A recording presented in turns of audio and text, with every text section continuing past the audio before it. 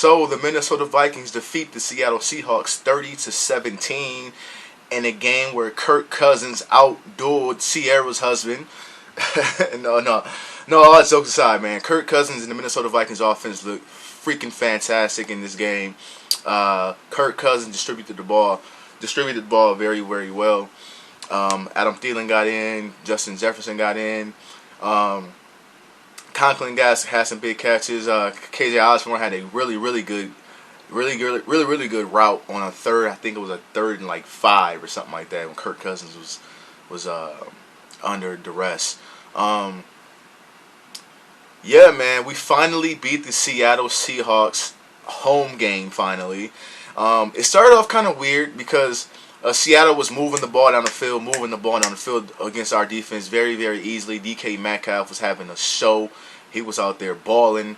And then in the second half, we pitched a shutout, which had more to do with the offense being on the field so much, which Seattle's offense couldn't get too many possessions. And when they did get possessions, I kind of thought their play calling was a little weird. If you ask me, I would have just attacked Bashaud Breeland, who gave up another touchdown, who seemed to be upset that he gave up a touchdown because it looked like he was arguing with one of the coaches, not in a you don't know what you're doing way, but more of a like why am I playing so far off in the by the goal line? Which I was wondering the same thing. Like, you gave him so much space, he just turned around and caught the ball and just turned and went in the end zone. The offensive line is playing fantastic. Ezra Cleveland, Bradbury, Oli Udoh is one of the highest graded guards in the NFL. Brian O'Neill does what Brian O'Neill does. Rashad Hill is, he's okay. He's a backup, right? So we'll see if Sunday we'll get Christian Darrisaw back, which is going to be what I didn't want in my last video I talked about. Now I wanted him to go against that Cleveland defensive line his first start. But according to Courtney Cronin, who follows the Vikings, who works for the Minnesota Vikings, she said that Rashad Hill was dressed but not practicing with doing one-on-one drills, and Christian Darrisaw looked to be getting ready to do those drills himself with the team. So that's an interesting development. I guess we'll have more about that later in the week when I do the preview to the Browns and Vikings game. But yeah, Kirk Cousins, Captain Kirk, 30 for 38. You see the numbers there, 3 touchdowns all in the first half. Played a very great, consistent play. He played so good that in the second half, we didn't really need touchdowns. All we kept doing was keeping the drives going. That way that Russell Wilson couldn't get back on the field, which is great for Kirk Cousins and his confidence. Right now, you can say in the 3 weeks that we played in the NFL so far, Kirk Cousins is without a doubt in the MVP discussion. He would be at the top if it wasn't for the fact that we're 1-2. But he has nothing to do with the reason we're 1-2. We all know Week 1, the Cincinnati Bengals, the refs gave the ball to the Bengals, saying that Dalvin Cook fumbled when everybody who see the play, no, he didn't.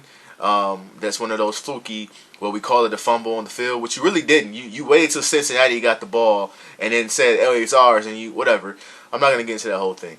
Then, Week 2, missed a 37-yard field goal, which the kicker was great in this game, didn't miss anything. So I think we have a really good kicker. I do. I think he just had one of those games, man. I really think kickers just have one of those games where something just doesn't go right. And I feel like Arizona was that game for him where he just missed. I'm not going to get too high or too low on him, but I learned to say even kill for these kickers. But I'm going to have some confidence in him from now on that he makes any big kicks we have going on this season. The time possession, we had the ball for 34 minutes. I'm sorry, we had the ball for 34 minutes, which is 9 more minutes than what they had. No turnovers, only 1 sack. So that leads to what I said about the offensive line. Now the defensive line, they gave up over 100 yards rushing, but I believe Michael Pierce and Dalvin Thompson, who actually had a decent game this week. Dalvin Thompson's name was called a couple times. I think we'll get better at that. I think Everson Griffin should start opposite of Daniil Hunter because DJ Wanham, him and Stephen Weatherly, I don't understand. I don't know if they played or not. I mean, I'm saying that jokingly, but you wouldn't know watching the game. I think the secondary is having some communication problems at time, which again their first year of you got Xavier Woods, Harrison Smith, and Pat Peterson. Those guys, Bashad Breeland, it seems to be like some miscommunication.